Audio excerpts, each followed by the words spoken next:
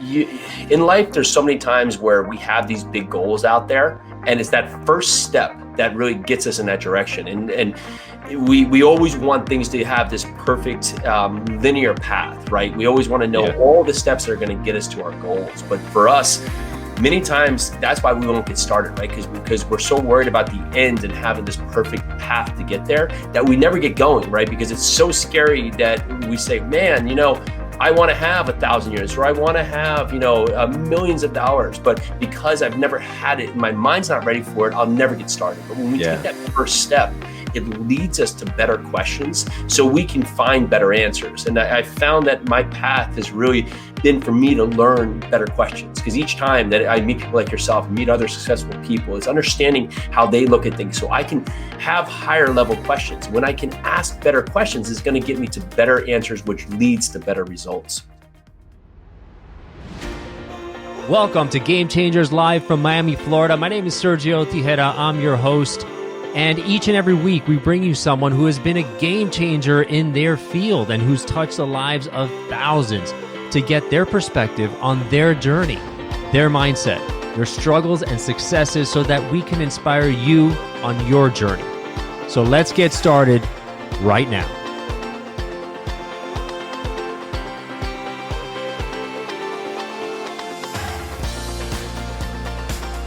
Great, man. So Jason's an active real estate syndicator and investor. In 2006, he founded Yarusi Holdings, which is a multifamily investment firm currently with over 850 units, totaling $75 million in real estate. And he hosts the Jason and Pili Project, the YouTube channel, and the Multifamily Live. His monthly Multifamily Meetup has amassed over 2,500 members. And in 2020, he ran over 2,500 miles, including over 500 miles in the month of April alone. I think I set that out to be my goal for the year, brother, which included over 18 marathons. His wife, Pili and Jason, co-authored the book Fit Rich Life, providing tactical advice on what one can do in 15 minutes or less in a day to change the course of your life for the positive. So right up our alley. Welcome, Jason. Thanks for having me. Hey, man, what a great story, dude. So you have, a tremendous investment in real estate, tremendous track record, literally track record in running. Tell me a bit about, your life kind of growing up, and, how did you get into running? How did you get into real estate in such a big way? Yeah, so again, thanks for having me. And I wasn't always, a runner or in real estate. I actually have been in many different capacities as someone who is entrepreneurial yourself. It's just part of our nature, right? So back in really the early 2000s, I met my wife while she was running a large bar in New York City. It was the largest outdoor bar in New York City, and through the ins and outs, so we both worked there in some capacities. And throughout that time, I had opened some restaurants in New York City, opened and sold a brewery there, number of different things. Well, Hurricane Sandy actually happens on the East Coast back, 2011, 2012. And my dad has this heavy construction business that was targeted at flood zone properties. So his business exploded. And at that time, my brother, who was working for me, and Pili and I were now together, moved out to New Jersey to help the family business. And it was so great to really help my dad and really help him just excel to meet all the demand. But we knew this was not going to be the further career of just our trajectory. So at that point, we started looking at what else out there it would be right for us. And we found real estate. We thought, okay, this is the answer. So here we are. Wait, hold on. So at the time, what were you doing before you got into that? Right. We were actually bars, restaurants, the brewery. We had done all those things we still had running in New York City. So still was a sound partner in one of the restaurants. The brewery, I actually ended up selling the brewery because at that time, if we knew we had to be local to do this, right? But this time, you find that there's points that lead you into directions that we always want to tell ourselves to say no to, right? So to move back to do the family business, the moment it's just what we did, but we didn't know if it was going to be right or not. We got out there and it was just this great experience to help dad just really take his business to that next level. Because selling a business that you guys have going on that's successful, that's doing well, to go jump into something that you have no idea would work, or just to help your dad, that's a big leap.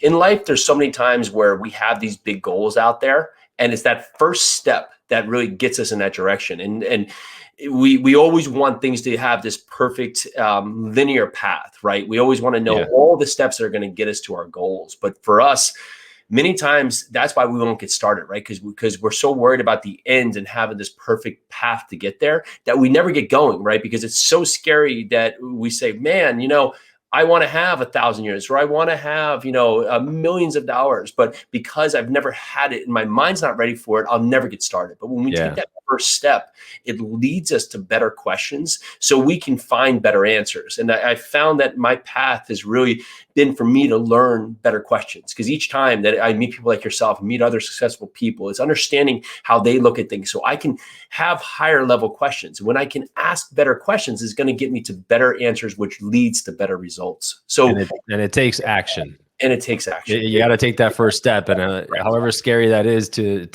because it's like having one foot on the dock and hopefully one foot on the boat. And you eventually that boat's going to move out. You got to let go of the dock and hope that you float. So upset, right? At that point, you have to commit, right? Because if not, you're going to find yourself in the water. And if you use the water as a metaphor there, that's where a lot of us find ourselves, is that we find ourselves in a place that's we know is not ideal for us. It's not what we know we're meant to do, but because the new me, what I deserve to be, is so far from where our mind has ever had, we'll stay in that part. We'll stay in the water because it feels safer to be in a place, even if we don't like it, than to commit to something that could be ultimately 10 times better for us, right? It's like that thing of, if I had $5,000, I would worry more about losing the $5,000 than I would about if that $5,000 could make me millions by investing it somewhere with the right mentorship or the right place, right? Because the scarcity mindset, right? Yeah, we can't see the good that could potentially be out there. So when we moved out to New Jersey and started working with a family construction business, it was great, but we were so busy in our days, and we said, well, real estate, this must be it. So Pili, my wife, got her real estate license to be an agent, and we started actively doing flips and wholesales. But what we found is that we were going further from our goal, which our goal was to really control our day, control our outcome, so we could grow and really spend our time with our new family, right? But finding that we were so busy with construction, and now we brought up all these other active jobs, we were going further from this. We were stacking busy upon busy. And as you can know in entrepreneurship, is that you can only do so much. And coming from an Italian family where everybody always wants to be doing everything right, that can be your first failure. So it was to learn by taking action what wasn't right for us. And what wasn't right for us is that although we were doing well with the flipping and the wholesaling, is that was leading us further from the goal. And it took Pili to meet someone who was investing out of state with smaller properties. They were buying single families and just putting together teams to create a rental portfolio that we said, well, let's look at that direction. So we started buying 2 and 3 units, and it was really going great. We were buying these units that were underperforming. What year was this? What time? 2015 and early 2016. So it was a good time, because prices were still relatively on the low side across the board.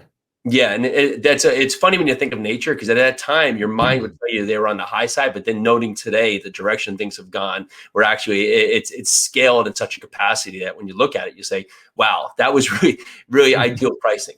But you only know what you know based on the information you had. So we started buying these small properties, and it was really going well. But what we realized is if we wanted to scale, if we wanted to buy a lot of these, it was going to create operational chaos, right? Because maybe we'll have a bunch of 2 or 3 units all over the city, all over a number of markets, and here we are 1,000 miles away. So what else is there?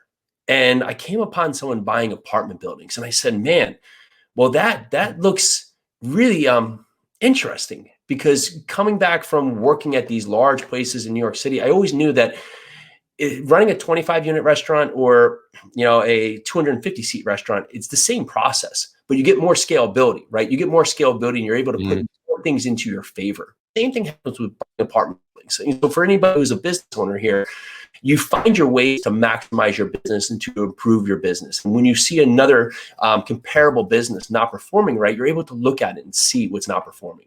And for apartment buildings, The larger you go, the more that things begin to scale in your favor. You can now have more tenants that could potentially pay for your mortgage and cover your expenses. You now will look better to a bank because you'll have more revenue that can, of course, cover their downside risk. You'll now be able to put in small things that can have a large impact, right? So in a 100-unit apartment building, I've changed out toilets before that have cut our water bill down by 25 to 30%, which added hundreds of thousands of dollars of value to the property.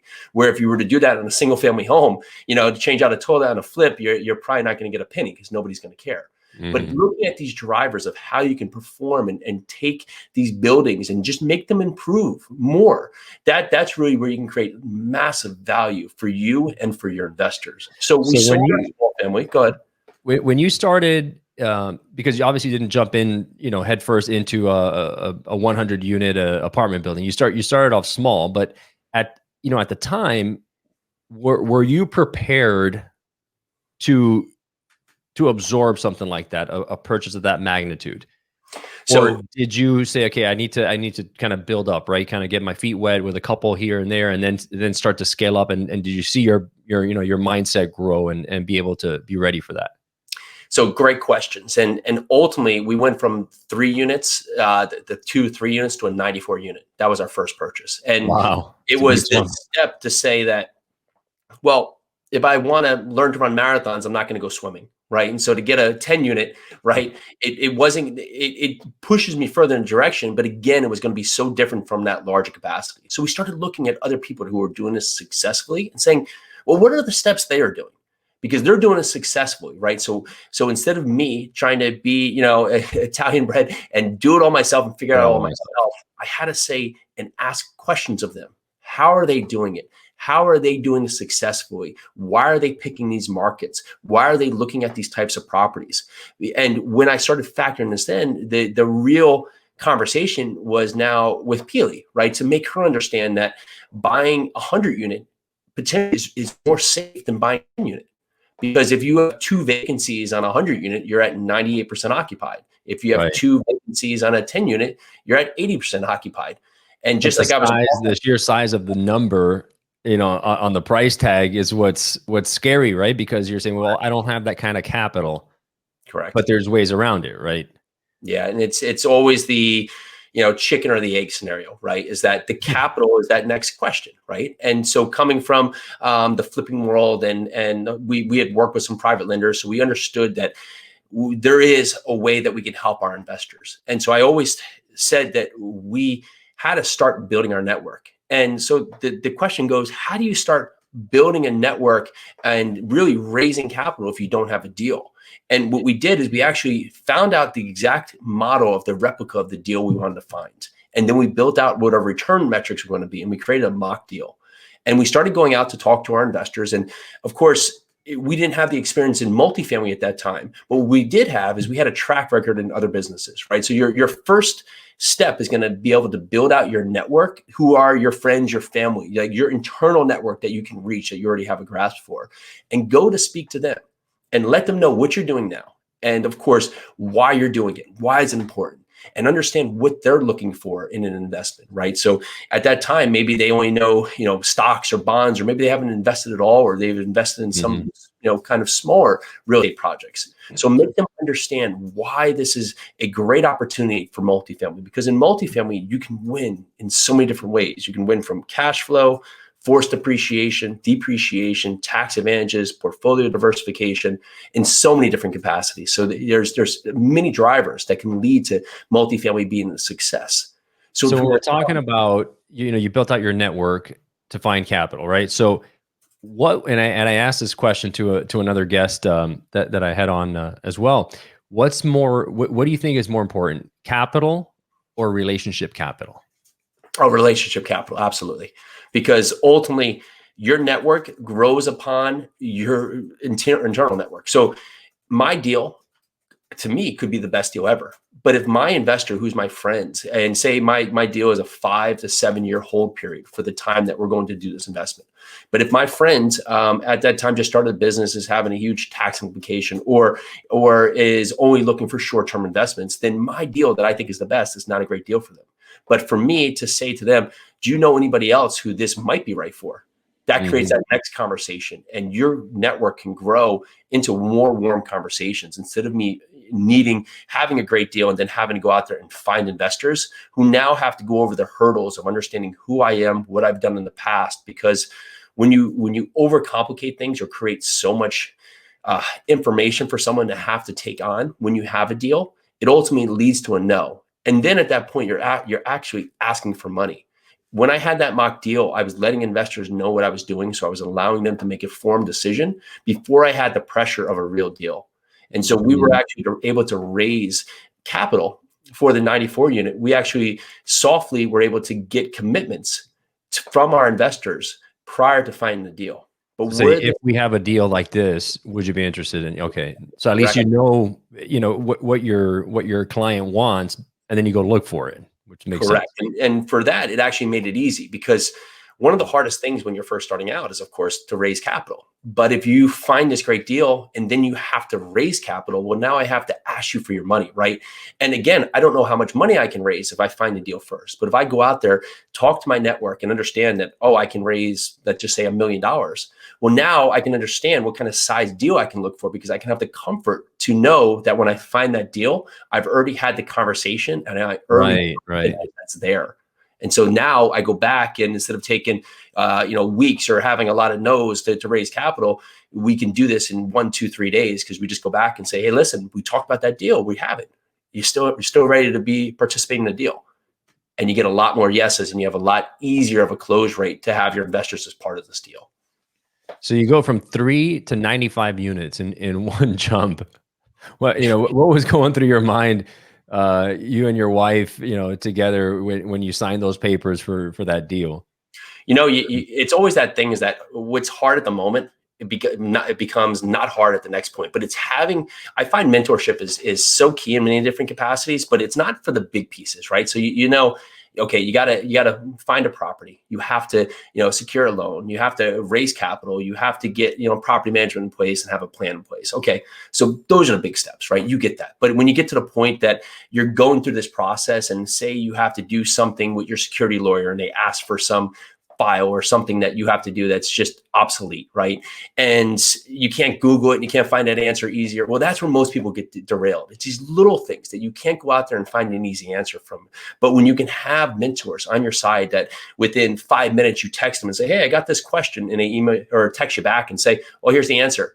Then you just keep the ball rolling. And in the future, it's not a big deal at all. But at that moment, it cripples you, right? Because you get sidelined by this small thing that you haven't heard of before. And that's like a lot with life, is that it's usually not the big things, right? That get us on point. It's these little things that we think are going to be monumental. And without having the right team around you, that's where you really get sidelined. So we had built up a good team around us. So we knew that we would be able to ask questions of people who were actually doing this successfully. And that allowed us to continue forward. And if we're on a straight line, is that each time we were able to get off path, instead of derailing ourselves, miles from our destination, we would find ourselves just really off the line, and we could ask a small question and get ourselves right back to the focus of getting the deal done. And did you ever doubt yourself or question yourself, saying, I don't know if we're ready for this, right? Or what the hell am I doing here? Is this going to work? Always, right? And I don't think, that never stops in life. And that's for people who are doing what they do. You're always questioning, and you have to have the confidence to carry forward. But it's just, even like the running, right? You find that if I was to go out and set from the gate, okay, I'm going to go run 100 miles today. Well, my mind's never done that. My mind just has no idea what that is. So ultimately, my mind wants to tell me you can't do it, right? Because we're still in the ice age of saying, well, does this help me eat, sleep, or survive, right? And if not, I want to go back to that comfort zone of my safe spot. So my mind's going to say, no, you can't do that. But if I take that out of the way and I say, okay, I've never run 100 miles before, so what can I do? Well, I've run marathons, I've run 50 miles before. So maybe can I just get to the first aid station, 5 miles? Yeah, I can do that. Okay, cool. Let's just get there and figure it out. Then you get to that next one, right? And then maybe you get to that next one. And here you are, now you're 50, 60 miles in, and it might become, hey, can I get another 500 steps? Can I run to the bridge? Right. And each point you get small goals. Correct. And you just figure out that next step and you say, okay, I'm here. What's the next thing to do? Well, maybe can I just run to the tree? Right. And now here you go. And you turn around and you go, Wow, man, just bought a 94 unit apartment building. And that's just the same thing with our running. You turn around, you say 100 miles. There we are. That's a great analogy. It's a great analogy. So and then so now you've gone on to own how many units now? How many doors? We're a little over 850 units. Got a couple in the pipeline, and a couple we just recently sold. So we've been moving in and out, but it's about 850 units spread across 4 markets. Wow, wow. And so what is, for those out there that are interested in investing, what would you say are the top 1 or 2 things, these non-negotiables that have to be in place for you to be interested in buying? So, getting specific with what you want.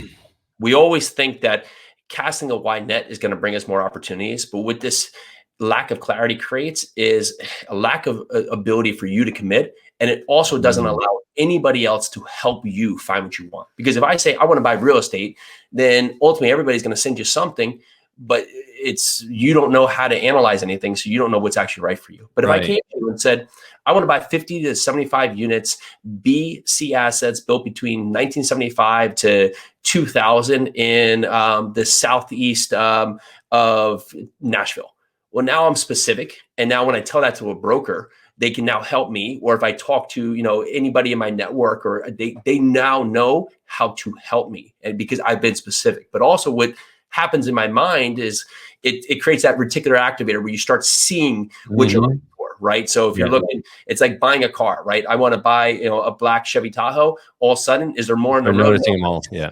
Everywhere, right? And that's the same thing with you and your real estate investments, because the more you can put it in your mind, the more it becomes real, the more you're really able to see it. And that creates much more opportunities out there than you saying, and I'll take anything. Because will you? No, you won't. But you haven't done the hard work of getting specific with what you want and what you need. And then for that, then you ultimately won't get to your goals of getting that first property down. Yeah, and that goes for everything in life, right? Your goals, the clearer they are, the more emotion you put into them, and the more detail you put into them, the more likely you are to see the path to that. Correct. And so you've had a tremendous career, and then so I'm a runner as well, right? I've always wanted. I've done a lot of half marathons. I haven't done the full. And so, I see guys like you out there doing these ultra marathons, 100 miles, David Goggins style. And, for what I hear is it's a tremendous, not only is a physical challenge, but it's almost more of a mental hurdle. Tell me about that process of, how did you, because I'm sure your mind is just screaming at you, stop, we're not supposed to be here. We're going past our limits, but you're able to push through that, right? Tell me about that. Like, what is that like? When you train for your half marathon, like you do like a training pattern, right? So when you're first doing that one, you may run, a couple miles this week, build a couple more miles and build that up, right? But when you start getting these longer races, it's not like prior to the race, a couple of weeks out, you're going to start running 80-mile runs to get yourself conditioned, right? So you have to say, well, what can I control? Well, I can control getting up and being consistent each and every day. So, being when we were in New Jersey, it gets warm, it's freezing, it's hot, it's cold, it's rainy, it's everything at once. So I'd get up every day, not look at the weather, just start running. And every day I would just run 6 miles, whether I felt like it or not. My knee hurt, my ear hurt, didn't feel right, out the door, raining, snowing, 95 degrees, whatever it was, get out and just run each and every day. Because like anything in life, no time is ever going to be ideal for you. Time, yeah. No ideal is ever, it's going to be perfect for you to go out and do it. But you taking action is going to get you further ahead than you were the day before. And that's how I created my mind to be ready for what was going to be uncomfortable. Because when you're out there, you don't know what you don't know yet. And my first marathon was a 50-miler, and it was funny, but of course, that was the one I planned for. And I've always told myself on any race, I've never actually looked at the course. I still to today, I've never looked at the course. I don't know why I just don't. I just say, okay, let's just go and do it. And so that one ended up having it was like 13,000 feet of elevation across 50 miles. And I was like, well, okay. I'm really strong at uphills, so I'm going to run the uphills, and then I'm going to keep my feet dry. If I can do this, I know I'll have a great race. 13,000 feet in elevation? Yeah, over 50 miles. So it was a lot. God. But I said, well, if I can just do those 2 things, I'll have a great race. Well, 3rd mile in, it's too steep to run the uphill. And the 4th mile was a river. And it was the first of 4 rivers of which my feet were soaked after that first Where one. was this race? I was in Ithaca, up in Ithaca, New York, up in the mountains there. And so Jeez, I man. said, after that, I got to the 5th mile. I said, well, okay, new plan. New plan is no plan. Because ultimately I have to figure out what that next step is to get better questions, to find better answers. And I've done that through the point, just like as you're running, is that you since I haven't done 100 miles, my mind doesn't know how to prepare or what the plan should be. Right. Yeah. I know the direction I want to go. I want to go to that 100 miles, but I have to get to that first marker to allow myself to better understand what the plan is from here on out. Because when we set these big grand plans, right, it's like writing a business plan, right? It's like, oh, I wrote this business plan. It's my 10-year plan for my new business. Yeah. Right? And then, 13 days in, you're like, exactly. cross that out. Start over, right? So here's the plan. Well, running is a 100-mile race becomes 50 miles with your legs and then 50 miles with your mind. And your mind is going to want to tell you everything. And the first 100-mile, I remember, felt great. That first 75 miles and it was 4 25-mile loops. I'm wearing what I thought was great. My wife said, hey, do you want to, throw on some warmer clothes or anything? I'm like, no, I'm fine. Right. And so we're going into the dark, into the night. And I felt great. Well, what happens is maybe I'm like mile 80 or 82, frozen. Don't know what just happened. I'm frozen. And it just turns that my body had been so depleted for running so much. And at one point I didn't realize it, because at the time I had done this loop, it was during the daytime, I was in this big open space where now the wind was whipping in every different direction. So I went from, perfect, here I am within 5 miles, frozen to the bone, like thinking like my temperature just dropped like 30 degrees, right? Not knowing. But that's part of life, right? So you can only say, okay, well, here's where I am now. I've made this choice. So now I just have to know my plan is just get to this next step and figure it out then. Right. So you're 5 miles into that loop of 25 miles. You said 20 more miles to go and you're freezing.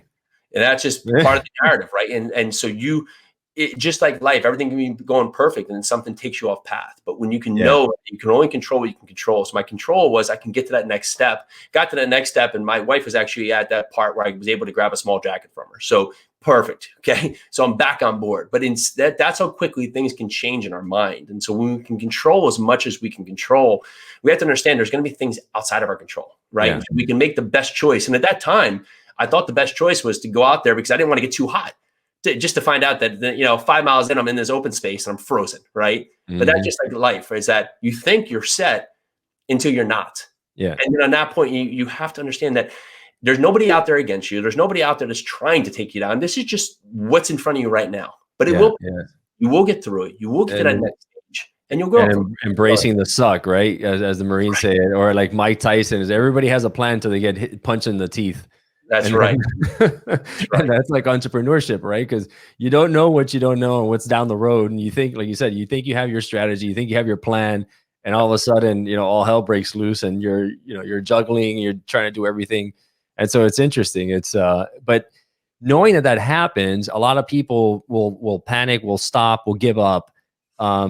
You have, when you have that growth mindset, you take on challenges head on, right? It's just like, all right, it is what it is. Now it's how you react to certain things, how you decide to choose to face it versus just a knee-jerk reaction and I'm bailing.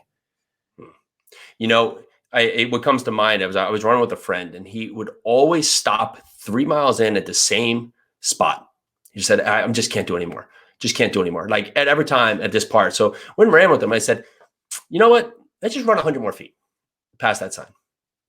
And that was it. I was just visiting him. We did that. And the next day we ran 200 more feet. And at that point, away I go. And now he's running 5, 7, 10 miles, right? Because our mind gets conditioned that at a certain point, it's just too hard for us. It's not our body. It's a mental barrier, right? It's a barrier, right? And then so many times in our life, we find these barriers that we think is the end. It's all we have. But if we can tell ourselves, can we just move a little bit past here? Just see what happens. Yeah. And then that scary spot that always stopped us is no longer that scary. It's no longer this huge, huge, huge wall that we can't get across because we've just broke it. I mean, we might have just gotten past it by, just squeaked by it, but we've now surpassed it. And now we can find where our next point is, right? And that's just like anything in entrepreneurship, is that we don't know what's ahead of us. We do know the direction we want to go, but we don't know what's going to be in front. I mean, nobody ever would predict it of COVID, right? No one would ever thought that would be something that would be the entire world going to go down, And so you could do everything perfect and still not be prepared for that. But ultimately, you can only get back to what you can control, what you can do in your mind, in your life, how you can show up. And it's not always going to be perfect, but when you set your stage and set your day in a place where you can control your day on the onset, give yourself time. I talked about having, 3 small kids, right?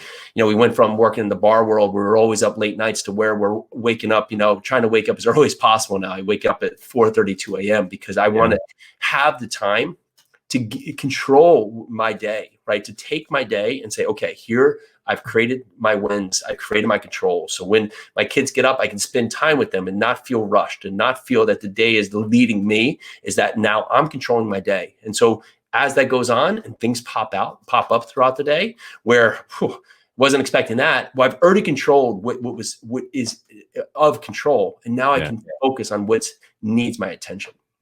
Right, because you can control your effort and your attitude, and that's about it, right? Other than that, you just decide how you react to things. That the famous mental barrier, right? Probably the most famous story was the Roger Bannister when he broke the 4-minute mile, because that hadn't been broken in I don't know how many years, and then as soon as he broke it, like 8 months later, somebody else broke that, and so for all you guys out there, what are those mental barriers that are in your life that are holding you back from being that best version of yourself and doing everything you're capable of? Because like we all have more potential than we're able to bring about. Just because like we said, like when you're working out and you're doing your 10th rep and you have a trainer there, he says, give me 2 more, you push them out and you broke through a little barrier right there.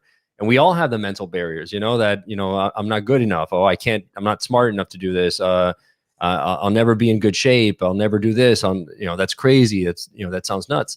No, I mean, those are just beliefs, right? Like limiting beliefs that we have that have been put there by someone, either ourselves or somebody else. And there is more out there for sure. So, man, you've had an incredible career. I love your mindset, man. And you guys wrote a book as well, you and your wife. Tell me about what it's like to be in business together as a couple. We get that question a lot, and it's a fantastic question.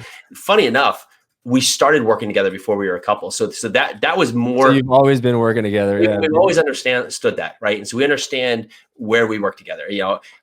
She likes to have one thing in front of her. I like to have many things in front of me. And on that part, she brings me to playing, right? Because when you have many things in front of you, you have to always have your attention on one thing. I can't be spread across 12 things at the same time. So right. Focus. So we've always learned how to work together. Even, during COVID, we had a conversation before. Well, if there's ever the time where we need to, she was going to go all kids and I was going to go all business. So at that point, when that happened, we did that just for the fact of we didn't know what the next question was going to be, right? So as you're going to that fact. And so having questions and talking to your spouse to make sure that you're aligned with what you each want. I mean, that's most important, because I found where sometimes relationships get offset when they're working together is that each think they're doing the best thing for the other, but they've never asked the question of the significant other, is that what they want, right? I've seen people who are doing, real estate investing, like, I'm doing this for our future. I'm doing this for our family. I don't understand why she doesn't like this. I don't understand why she doesn't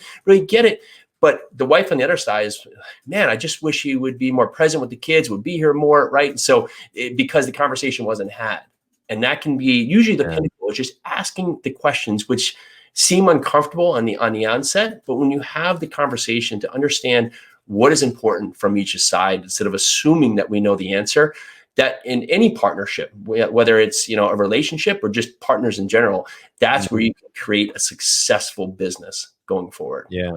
Yeah. And how you like to be motivated, because, one person may like to be motivated through, competition or through the stick, versus, hey, I like to be motivated through the carrot. Right. And so just because you like, that's the way you are, doesn't mean that you have to, apply that same concept to the other. So yeah, communication is super important.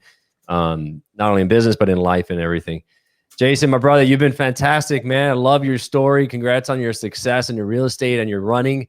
Hopefully, if you're down in Miami, man, we'll get together here. Awesome. And go have a little Cuban coffee. And when I'm up in Tennessee, we're going to go hiking up there and And hopefully, actually one day we're actually planning on going to climb Kilimanjaro with a former Game Changer guest, Sean Swarner and Peter Taunton. So if you're up for that, buddy, we might be talking about it soon. Yeah, it's fantastic. If you loved what you heard in today's episode of Game Changers, please subscribe and rate us. The lessons and the stories in these podcasts are immensely valuable, so I invite you to share them with a friend who needs to hear it. You may end up being the game changer in their lives.